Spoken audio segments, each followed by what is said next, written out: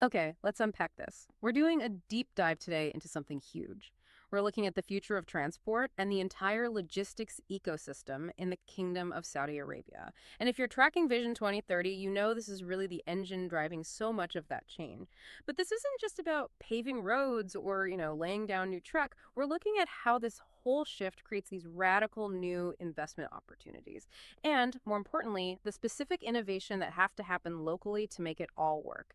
Our main source today gives us a look inside the thinking of Dr. Talal bin Ahmed al-Maghrabi. He's an expert in nation branding, smart cities, and he really offers a powerful blueprint for this transformation. Yeah, and what's so fascinating here is that the discussion moves transport way beyond just physical stuff, beyond construction.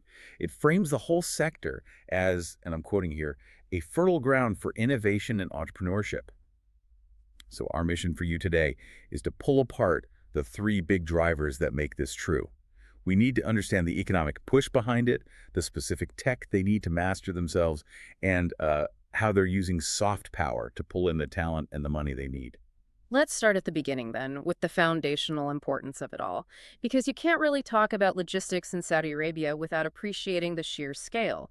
Dr. Al-Maghrabi's analysis is pretty clear on this. He calls transport the country's lifeline and a fundamental pillar for the success of all other economic sectors. That's a huge statement. It is, but it holds up. You just have to look at the geography. The country is vast, with huge distances between the major cities, and then there's its global importance, both economically and, of course, religiously. Right, and it all ties back to Vision 2030. Absolutely. If you look at the big goals of Vision 2030, I mean, pivoting away from oil, really diversifying the economy, boosting national income, none of it works without mastering logistics. You can't be a global tourism hub or handle the immense logistical challenge of the Hajj and Umrah every year without world-class air, sea, and land systems. So the transport strategy isn't just a support player, it is the economic strategy. And there's a connection that I think gets missed a lot. Food security. The sources really highlight that transport is this non-negotiable link for all their food security strategies. Things like distribution, cold storage chains, managing these complex supply chains across, a very challenging terrain. Exactly. You can't have bottlenecks when you're moving perishable goods across a desert.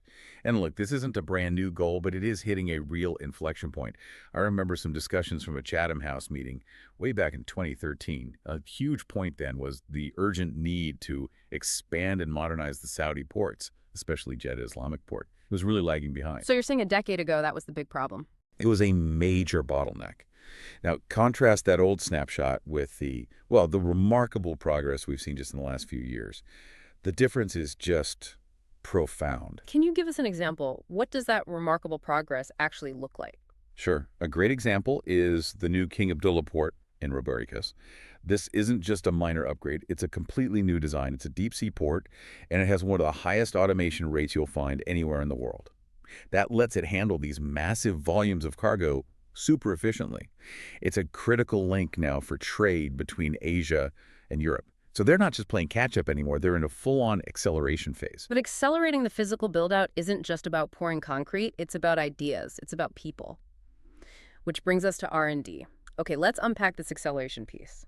If the end goal is a self-sufficient, cutting-edge economy, the source material really emphasizes this urgent need for continuous innovation, for local research. So how do you actually generate that? You have to create ecosystems, magnets for disruption, and that means innovation centers.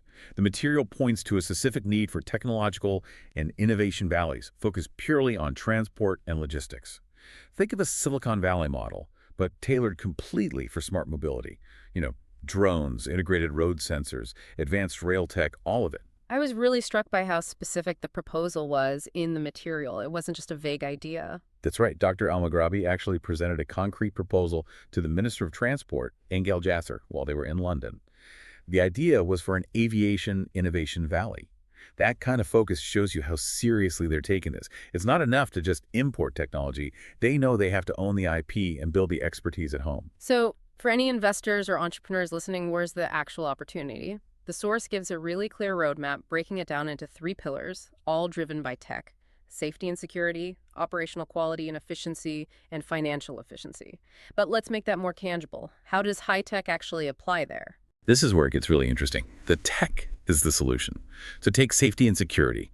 We're talking about things like AI-driven monitoring systems that can detect truck driver fatigue on those long-haul desert routes, or using big data to predict and prevent security issues at a massive port before they can even happen.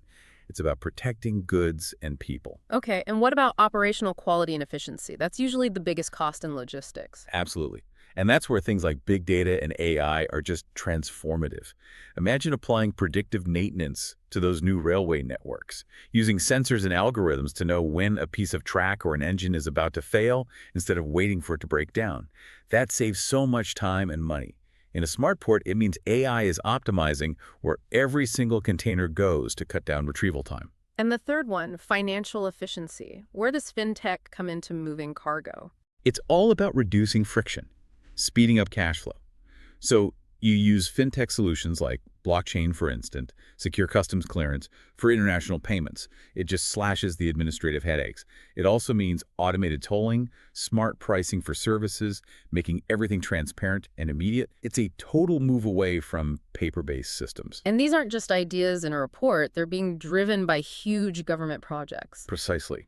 If you're watching the investment landscape, just look at what's been announced. A brand new national airline based in Riyadh, a massive expansion of the railway networks connecting all the major cities, huge urban metro projects, and just continuous road infrastructure development. They're basically sending a signal saying, we're building the platform. Now you come and bring your solutions. Which is the perfect lead-in to the next part of the strategy, the soft power play. Because building the infrastructure is one thing, but you have to get the world's attention. You have to attract global capital. The source points to Jeddah's hosting of Formula One as the kingdom's largest and most effective global promotion. Yes, and this is such a brilliant move, connecting that hard infrastructure development directly to soft power and nation branding.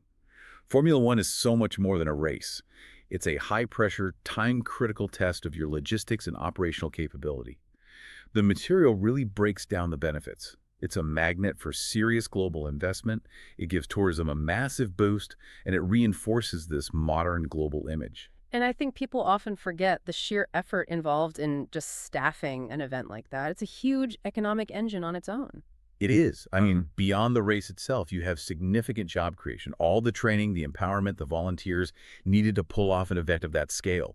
It's a way to accelerate skills transfer and high-pressure event management, hospitality, you name it. And the data on the impact is pretty staggering. We're talking an estimated 1 billion global viewers, 1 billion. And on the ground, the event itself pulls in around 200,000 spectators.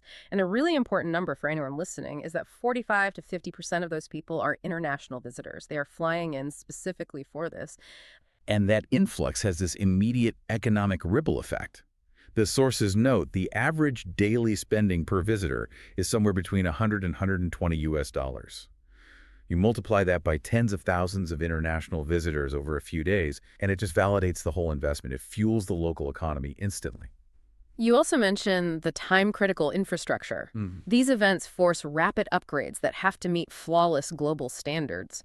We see things like the new Jeddah Marina and Yacht Club, high-end hotel upgrades all over the city. That kind of pressure cooker environment forces a level of quality and speed that benefits the whole city long after the race is over. And if we connect this to the bigger picture, it feeds directly back into those R&D goals we were just talking about.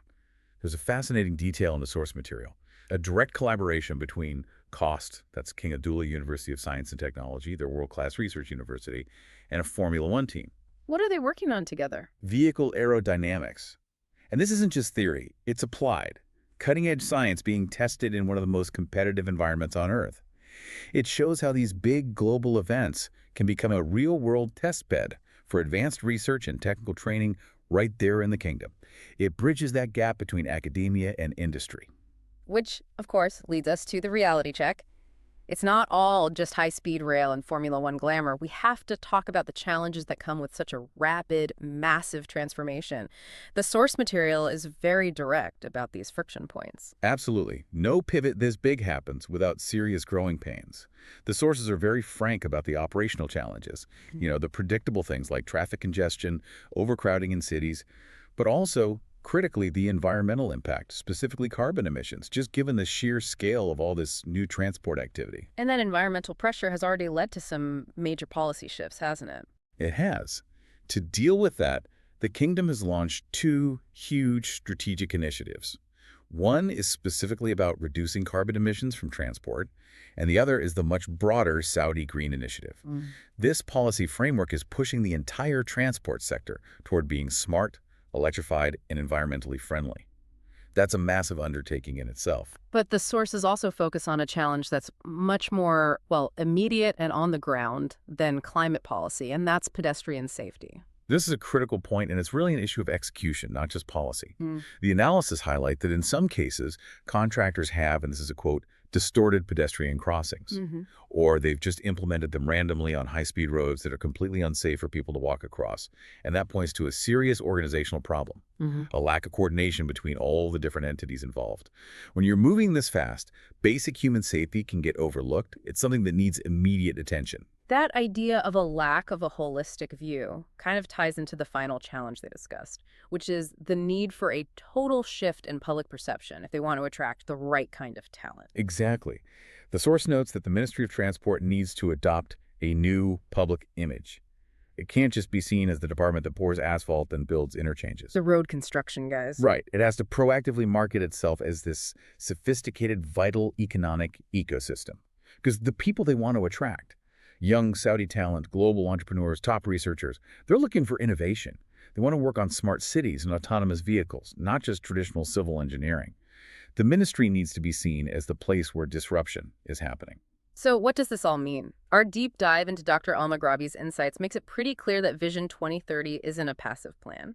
It demands this accelerated, super-targeted development that's focused intensely on local innovation and research. The next decade is really about turning all that massive physical infrastructure into a truly smart, seamless ecosystem. And the ultimate aspiration is huge. The material concludes that the goal is for Saudi Arabia to become a global innovation oasis that attracts thinkers and entrepreneurs. They're not just aiming for a successful national system. They're aiming for a globally recognized platform that contributes to worldwide advances in mobility. And to leave you with one final thought to consider, let's go back to that quote from Crown Prince Mohammed bin Salman. We are not only concerned with our quality of life, but also with the quality of life of the countries around us. So think about that. When you consider the scale and the strategic position of this massive logistics ecosystem, literally designed to connect East and West, how does its development translate into regional soft power? What are the global implications when the region's largest economy commits completely to building the world's most efficient, smartest supply chains?